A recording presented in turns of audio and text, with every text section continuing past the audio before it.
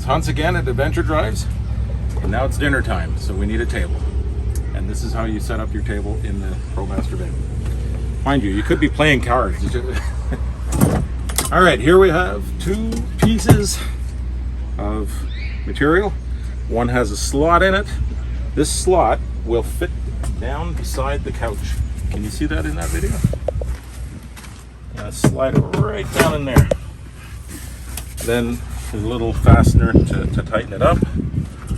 Up top, it simply fits down here. Assemble, you can change the height, whatever you like.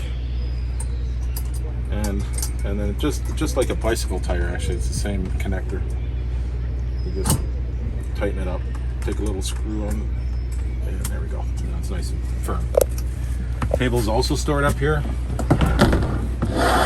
Put the table down, has your connector into the position that you want it.